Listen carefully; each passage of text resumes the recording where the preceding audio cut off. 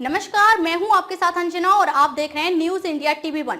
आइए शुरुआत करते हैं इस वक्त की बड़ी खबर से। दिनांक 20/1/2024 को युवा मंच संगठन के अध्यक्ष ध्रुव गुप्ता ने बदायूं स्वास्थ्य विभाग के मुख्य चिकित्सा अधिकारी को जनपद बदायूं में स्वास्थ्य विभाग में व्याप्त विभिन्न समस्याओं को लेकर ज्ञापन सौंपा। ज्ञापन देते हुए ध्रुव देव गुप्ता ने बताया कि बदायूं जनपद में व्याप्त स्वास्थ्य विभाग के प्रति दायित्वों का निर्वहन सही तरह से नहीं हो रहा है।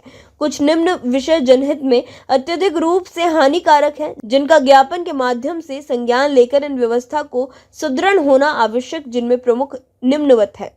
बदायूं महिला अस्पताल की बिल्डिंग लिफ्ट का संचालन बंद पड़ा है, जिसका संचालित होना परम आवश्यक है।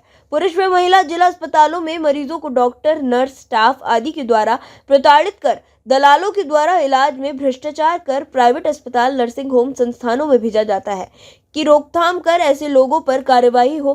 पूरे जनपद में बिना रजिस्ट्रेशन या मानकों के विरुद्ध जानलेवा पैथोलॉजी लैबों पर कार्यवाही कर ऐसी लैब संचालकों पर कार्यवाही लैब बंद कर सीज करना चाहिए। बदायूं जनपद के विभिन्न कस्बों में संचालित सरकारी अस्पतालों में स्टाफ डॉक्टरों की पूर्ति हो, उस हेतु सरकारी अस्पताल में डॉक्टर की तैनाती होनी चाहिए और पूरे जनपद में झोला छाप डॉक्टरों की अपनी अपनी दुकानों का संचालन कर रहे, जिनका कोई रजिस्ट्रेशन नहीं और ना ही कोई डिग्री है, इनका संचालन बंद हो। कस्बा उस हेतु में सरकारी स्वास्थ्य सेवाओं का कोई लाभ अर्जित नहीं होता है, जिस पर ध्यान देना परम आवश्यक है। उक्त समस्याओं को लेकर युवा मंच संगठन ने ज्ञापन सौंपा। इस अवसर पर ध्रुव देव गुप्ता के साथ अखिलेश गुप्ता, विनोद गुप्ता, आकाश सैनी, कृपाल शाक्य आदि उपस्थित रहे। जिला बदायूं से भारत सिंह की रिपोर्ट। अपने स्वास्थ्य विभाग को क्या ज्ञापन दिया है? आज सीएमओ कार्यालय में हमने युवा मंच संगठन की टीम के साथ जाकर एसीएमओ महोदय को एक ज्ञापन दिया। ज्ञापन का संदर्भ ये है कि महिला अस्पताल में लगातार शिकायतें हो रही हैं, तमाम जांचें हो रही हैं, तमाम कार्रवाइयां हुई हैं, लेकिन महिला अस्पताल की व्यवस्थाएं सुदृढ़ होने को नहीं आ रही हैं। इसी सापेक्ष में हमने 5 सूत्रीय ज्ञापन 5 मांगों को लेकर दिया, जो जनपद में स्वास्थ्य विभाग की व्यवस्थाओं को बिल्कुल दूषित करे हुए हैं, बहुत ही ज्यादा गलत तरीके से ये संचालित हो रही हैं। प्रथम मांग हमारी ये है कि ज्ञापन के माध्यम से कि महिला अस्पताल में लिफ्ट सुचारू की जाए। लिफ्ट की व्यवस्था बहुत ज्यादा 4-4 मंजिल तक ऊपर तक जाने के लिए महिलाओं को, पुरुषों को, तीमारदारों को, मरीजों को बहुत कष्ट होता है। दूसरा हमारी मांग ये है कि झोला छाप डॉक्टरों की एक फैक्ट्री सी पूरे बदायूं जनपद में खुल चुकी है। जो मन में आता है, जैसा होता है, थोड़ी सी भी कंपाउंडर भी है तो वो जो है झोला लेके बैठ गया और इलाज कर रहा है।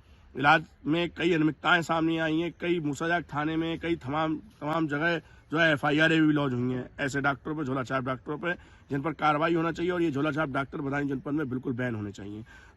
तीसरी मांग हमारी ये है कि पैथोलॉजी लैब जो पूरे जनपद में संचालित हो रही हैं, उन पैथोलॉजी लैबों का ना तो कोई रजिस्ट्रेशन है, ना उनके पास अच्छे उपकरण है, ना ही कुछ, बस एक टेबल डाल ली, 2-3 उल्टी सीधी सिरिंजें लगाकर पैथोलॉजी लैबों में टेस्ट किए जा रहे हैं, जिनका कोई मानक नहीं है। और ऐसे मैं कहना भी चाहता हूं, जनता से आह्वान करना चाहता हूं, ऐसी पैथोलॉजी लैबों से कोई टेस्ट ना कराएं जिसका कोई भी परिणाम सही है या गलत है आपको मालूम ही नहीं हो पाए।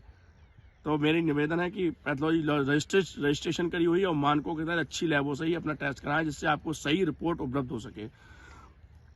चौथी हमारी ज्ञापन के माध्यम से मांग है कि बदायूं जनपद में जो स्वास्थ्य के कस्बों के अंदर जो सरकारी अस्पताल संचालित हैं, उन अस्पतालों में अनियमितताएं बहुत सारी हैं।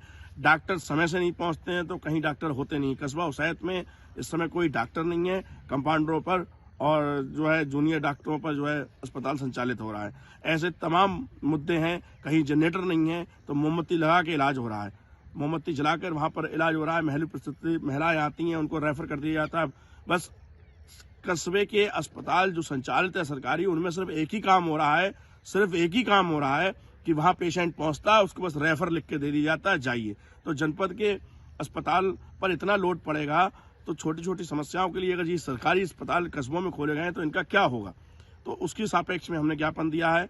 साथ ही हमने ज्ञापन दिया है, पांचवी हमारी अंतिम मांग ये है कि जो भी स्वास्थ्य सेवाएं हैं, उनके उपकरण जो आते हैं वो कबाड़ों के भाव में जो है आप देखेंगे, किसी PSC पे जाएं, किसी CSC पे जाएं, जिला अस्पताल में जाएं, तमाम उपकरण जो है मारे जो जंग खा रहे हैं।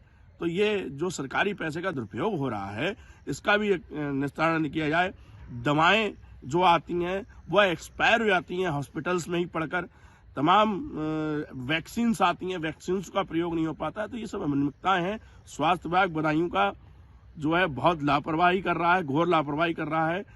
करोड़ों अरबों रुपया जो है स्वास्थ्य विभाग में आ रहा है बदायूं जनपद में। पूरे भारत में सरकार स्वास्थ्य सेवाओं को सुदृढ़ करने की, अच्छे से करने की व्यवस्था कर रही है। युवा मंच संगठन ने अगले महीने फरवरी में स्वास्थ्य मंत्री जी से जो है समय लिया है, ब्रजेश पाठक जी से हमने समय लिया है। इन सभी मांगों के साथ जो हमने ज्ञापन दिए हैं, कमिश्नर महोदय बरेली को ज्ञापन दिया, डीएम महोदय ने कुछ प्रकरण में जांच करी, कुछ अधिकारियों ने जांच करी। तो इन सारी मांगों के साथ, उनकी सारी रिपोर्टों के साथ, उनकी जो समाचार पत्रों में प्रकाशित होती हैं न्यूज़ें, पोर्टल चैनल पर चलती हैं, न्यूज़ में चलती हैं, उन सारी मीडिया बंधु की सारी न्यूज़ों को लेकर, सारे पत्राचार को लेकर हम ब्रजेश पाठक जी से मिलेंगे और अवगत कराएंगे कि बदायूं में स्वास्थ्य विभाग का क्या हाल है और किस तरीके से स्वास्थ्य विभाग को जो है बिल्कुल दूषित करके रख दिया गया है। यही ज्ञापन जो है लगातार हम सड़क पर उतरकर और अधिकारियों को देते रहेंगे और जरूरत पड़ी तो हम धरना भी करेंगे, भूख हड़ताल भी करेंगे, प्रदर्शन भी करेंगे। ये ज्ञापन का संदर्भ बहुत महत्वपूर्ण विषय है। स्वास्थ्य सेवाओं को युवा मंच संगठन बदायूं जनपद में सुधार कर ही मानेगा, चाहे हमें इसके लिए 1 साल, 2 साल, 10 साल लड़ानी पड़े, चाहे हमें न्यायालय का शरण लेना पड़े, चाहे माननीय उच्च न्यायालय, चाहे उच्चतम न्यायालय, चाहे लोअर कोर्ट में अपील करनी पड़े। हम स्वास्थ्य सेवाओं को बदायूं में सुदृढ़ कर रहेंगे। ये युवा मंच संगठन ने प्रण लिया है और इसका पूरा निस्तारण जब तक नहीं होगा तब तक हम चुप बैठने वाले नहीं। खबरों में अब तक के लिए बस इतना ही। फिर होगी आपसे मुलाकात कुछ ऐसी ही बड़ी खबरों के साथ। तब तक के लिए नमस्कार और देखते रहिए न्यूज़ इंडिया TV1।